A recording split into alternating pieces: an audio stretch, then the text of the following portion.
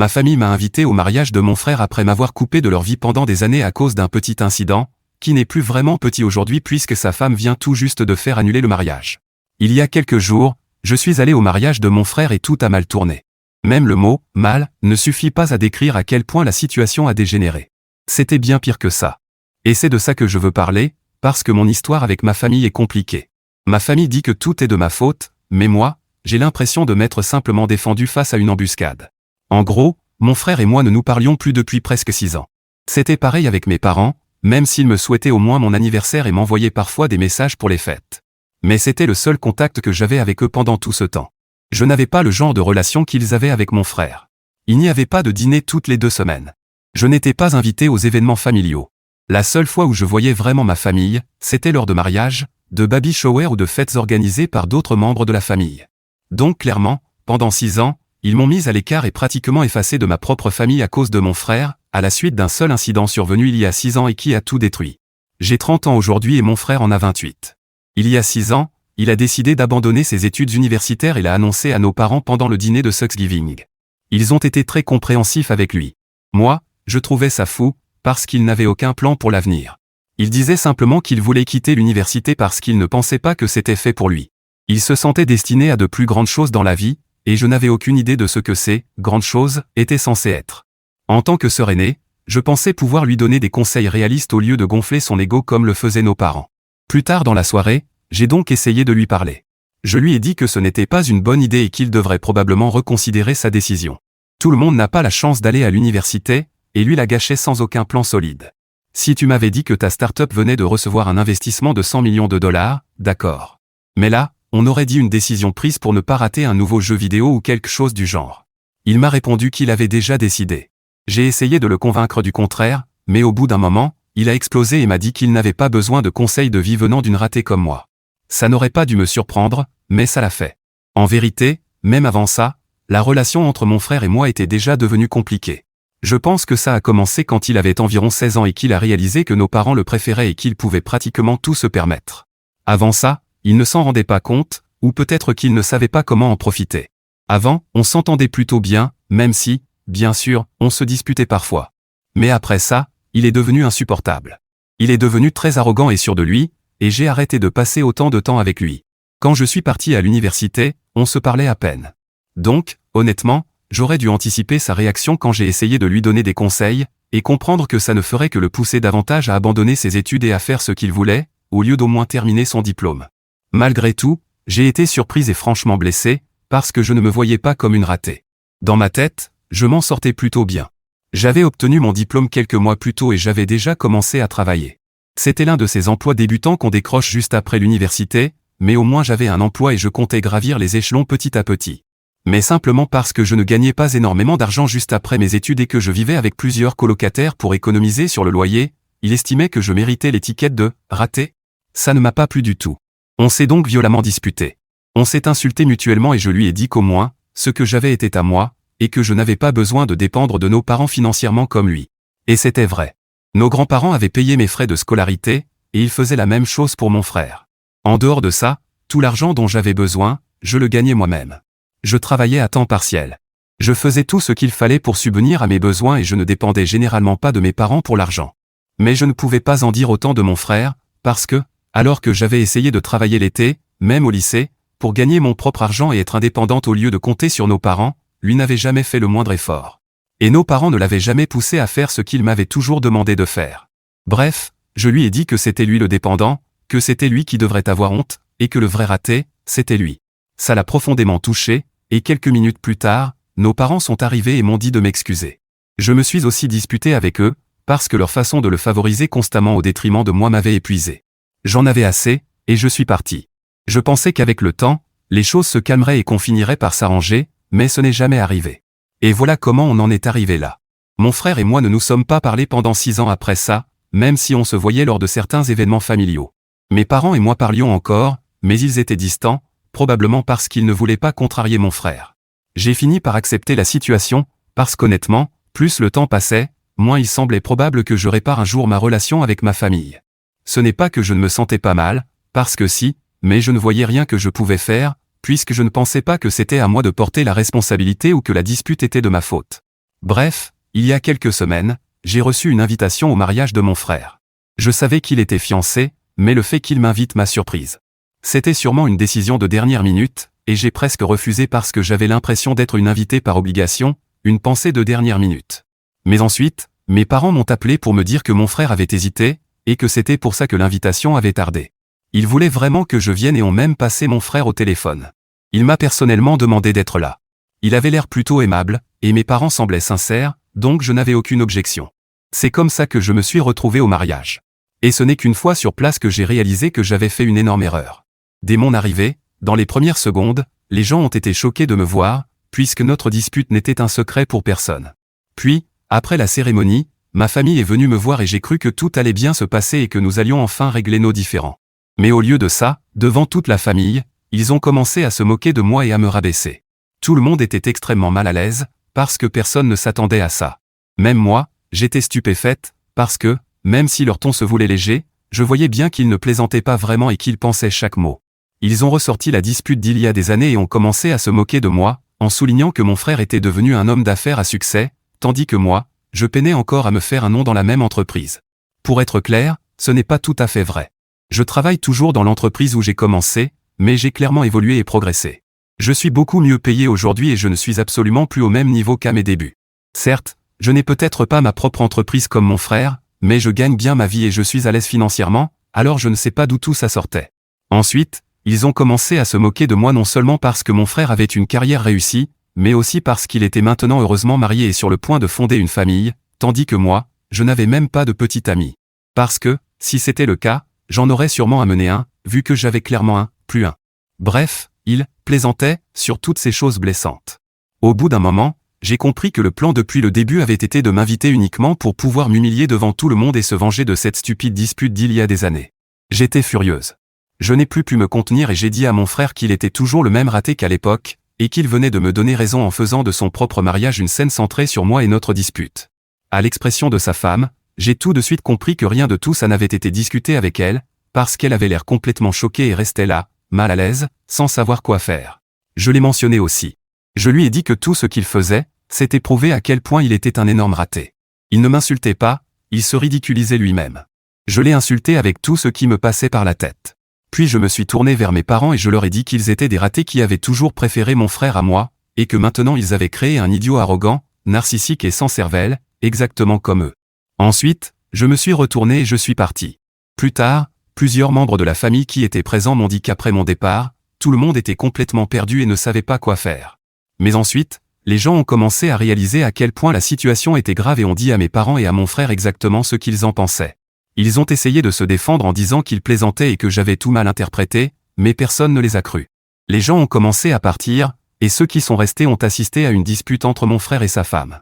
Même ses parents à elle étaient très contrariés. Ils n'ont pas apprécié ce qui s'était passé et ont trouvé ça humiliant, surtout quand leurs propres invités ont commencé à partir à cause de l'ambiance devenue extrêmement gênante. Mes parents et mon frère continuaient d'essayer de se justifier en disant que c'était juste pour rire et que j'avais pris les choses trop au sérieux. Mais au final, personne ne les a crus. Et le pire de tout, c'est que la femme de mon frère a carrément quitté le mariage avec ses parents parce qu'elle ne voulait plus lui parler. En résumé, ils pensent que j'ai gâché son mariage, et maintenant mes parents veulent que je m'excuse auprès de tout le monde pour avoir mal pris quelques blagues inoffensives. Ils m'envoient des emails, essaient de m'appeler, cherchent tous les moyens possibles pour me contacter, mais je les ignore, parce que je sais qu'ils ne plaisantaient pas et je sais que je n'ai pas exagéré. Mais malgré tout, pour ma tranquillité d'esprit, je veux être sûr. Alors, est-ce que j'ai tort si je demande à récupérer mon cadeau afin de reprendre mon argent? C'était un cadeau de dernière minute, parce que l'invitation était de dernière minute. Ce n'était qu'un ensemble de serviettes, mais je pense que je pourrais utiliser cet argent pour autre chose. Je sais que le but de ce subreddit est de demander si on est en tort ou non, mais je ne vais pas demander si j'ai eu tort de répondre à leur blague. Je sais que non, et ce n'est pas ma faute si ma belle-sœur ne les a pas trouvés drôles, tout comme le reste de la famille. Mise à jour 1. Je n'ai toujours pas bloqué mes parents ou quoi que ce soit, à vrai dire, j'en tire presque un certain plaisir. Je les laisse continuer à m'envoyer des emails et des messages sans répondre, mais ils commencent à avoir l'air vraiment désespérés. J'imagine qu'ils veulent à tout prix que la famille croie que j'ai exagéré. Et quoi de mieux pour ça que de me faire dire moi-même que j'ai exagéré? Ils ont tout essayé. Ils ont tenté de jouer sur ma compassion en disant qu'ils traversaient une période difficile, avec le reste de la famille contre eux.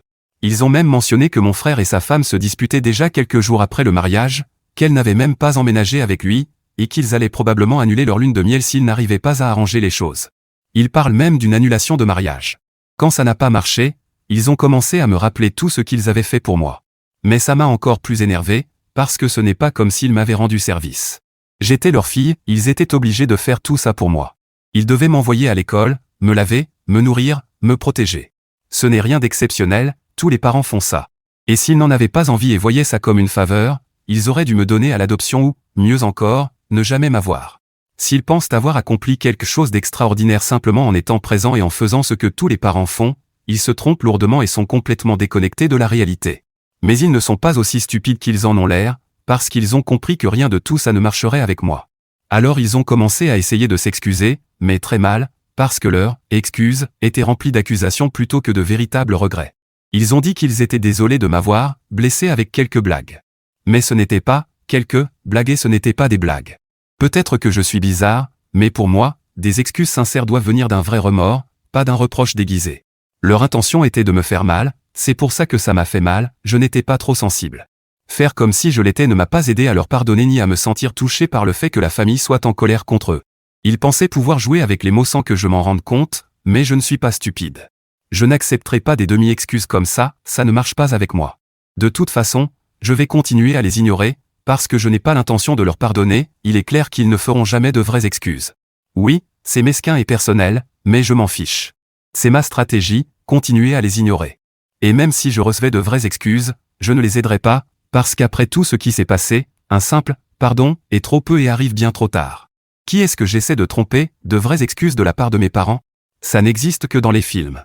Mes parents vont probablement empirer encore en tant que parents. Pendant 6 ans, j'ai attendu qu'ils finissent peut-être par ouvrir les yeux et réparer les choses avec moi.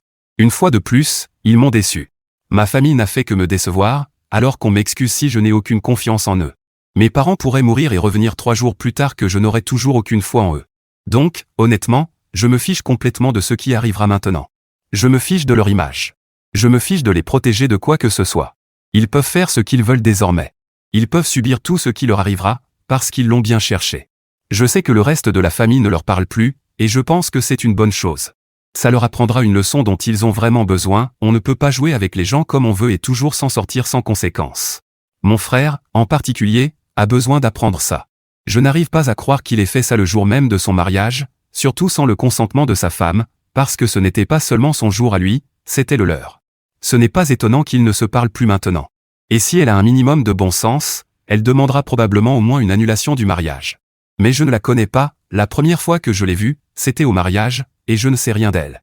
Je ne sais pas si elle est en colère à cause de ce qu'ils m'ont fait, parce qu'ils ont gâché le mariage, ou si elle réagit simplement parce qu'elle avait déjà des doutes sur ce mariage. Je ne la connais pas, donc je ne sais pas comment elle pense. Mise à jour 2. Pour remettre les choses dans leur contexte, cela fait maintenant des semaines que le mariage a eu lieu, et il y a seulement quelques heures, mon frère m'a appelé.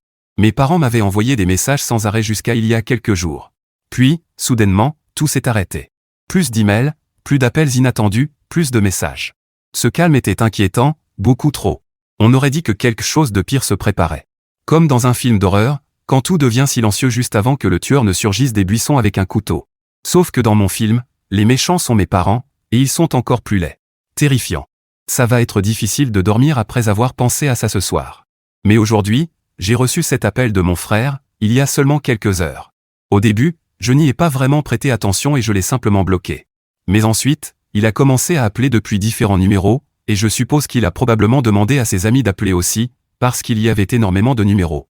Soit ça, soit mon frère dirige une entreprise de spam téléphonique. Encore une raison de plus de le détester, il est comme ces gens qui t'envoient des messages à 3 heures du matin pour te vendre une voiture. Après environ 30 minutes, je n'ai plus pu ignorer ça, alors j'ai décroché à l'un des appels.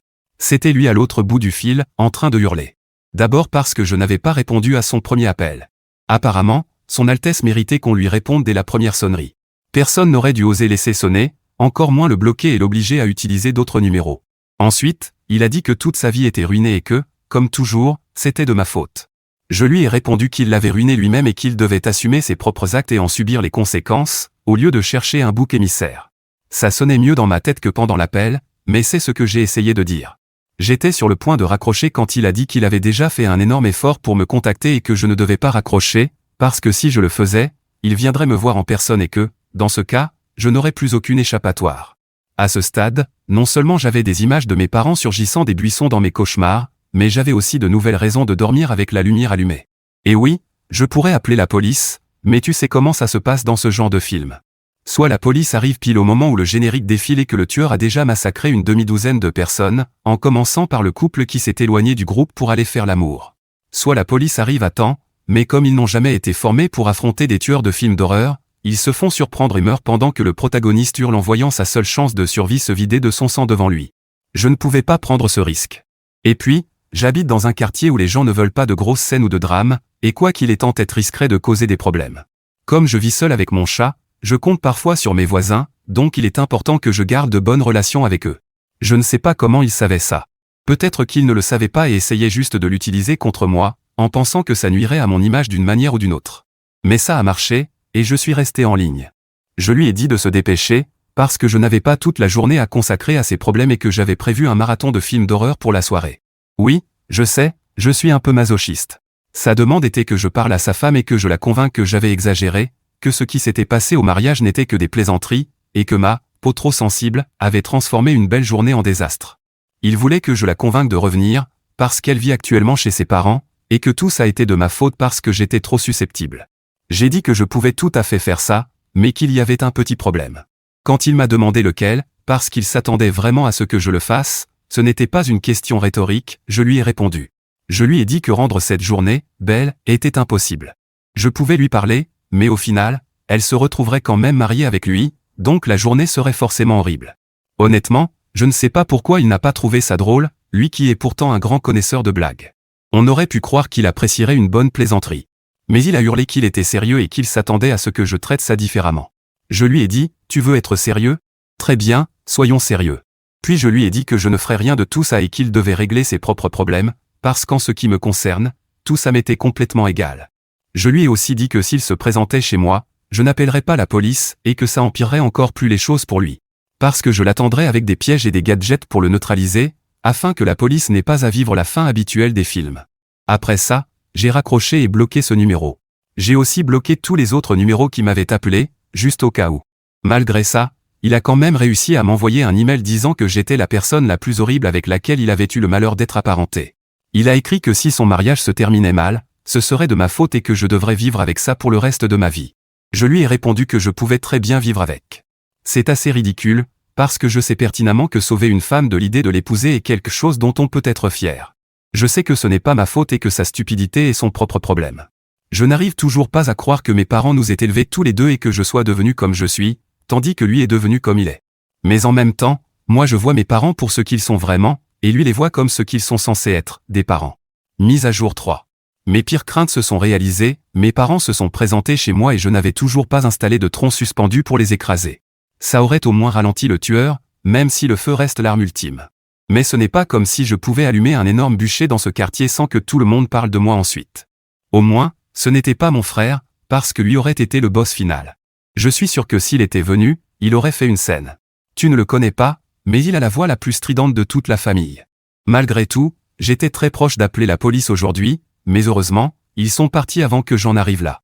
Quand je suis rentré du travail, ils étaient simplement là. Je leur ai dit que je ne voulais pas parler parce que j'étais épuisé et que je ne pouvais pas gérer ces absurdités. Au lieu de partir, ils ont commencé à dire à quel point ils étaient déçus de mon comportement et qu'ils voulaient que je sache que tout ce qu'ils avaient dit n'était que des plaisanteries, rien de plus, et qu'ils n'avaient jamais pensé que je prendrais ça aussi au sérieux. J'ai fini par exploser et je leur ai dit que je ne croyais pas un mot de ce qu'ils disaient, et que personne d'autre n'y croyait non plus, parce qu'après la façon dont ils m'ont traité ces 6 dernières années, personne n'a cru une seconde qu'ils plaisantaient en disant toutes ces horreurs. Je leur ai dit qu'ils avaient toujours préféré mon frère à moi. Ça n'a jamais été un grand secret. Il a toujours été évident qu'il était l'enfant préféré et que, s'il fallait choisir, il le choisirait lui. Et c'est exactement ce qu'ils font depuis 6 ans. Alors maintenant, juste parce qu'ils ont besoin de moi pour les aider, les sauver et prouver au reste de la famille qu'ils ne sont pas des personnes horribles, ils veulent mon aide et veulent que je croie qu'ils ne pensaient rien de ce qu'ils ont dit. Oui, je ne suis pas stupide et je n'y crois pas une seconde. J'ai été très clair et je leur ai dit que je voulais qu'ils partent pour que je puisse rentrer chez moi. Ma mère a perdu le contrôle. Elle s'est approchée de moi et m'a dit à quel point elle était déçue, en tant que mère, de sa fille. Je lui ai répondu qu'elle avait une haleine infecte et que si elle ne s'éloignait pas de moi, je lui referais le visage. Ça a vraiment mis mon père en colère, parce que selon lui, je ne pouvais pas parler comme ça à ma mère et je devais m'excuser immédiatement, sinon il allait me donner une bonne raison de m'en souvenir. Il pensait probablement que ça me ferait mourir de peur. Mais non, je lui ai simplement dit d'y aller, que n'importe quel avocat serait ravi de récupérer une affaire aussi facile et de dépouiller deux parents horribles comme eux.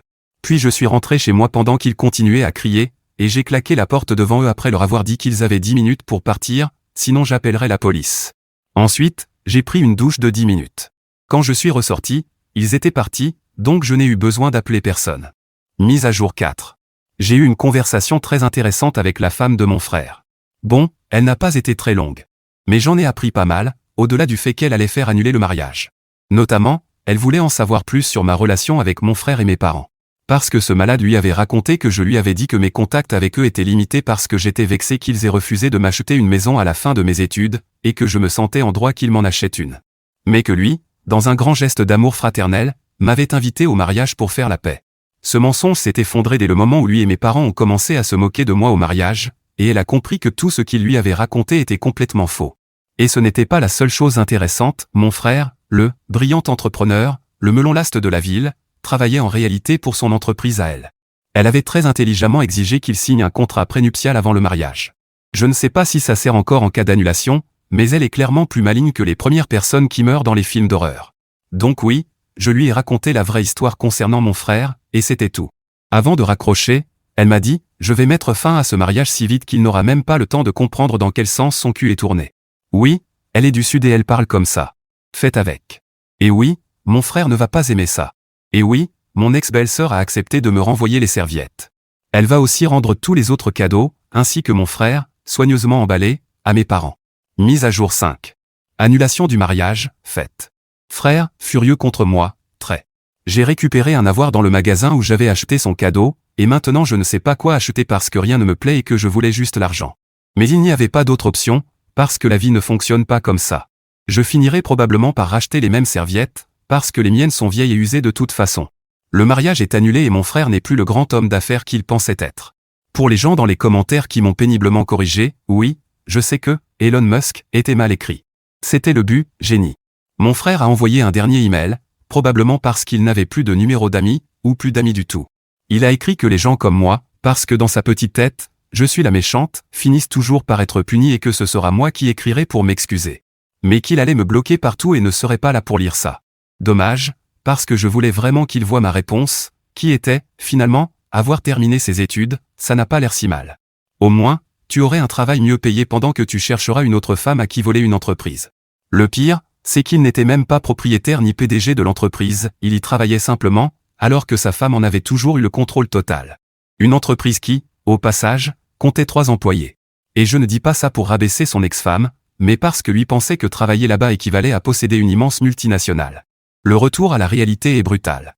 Pour lui. Pour moi, c'est hilarant.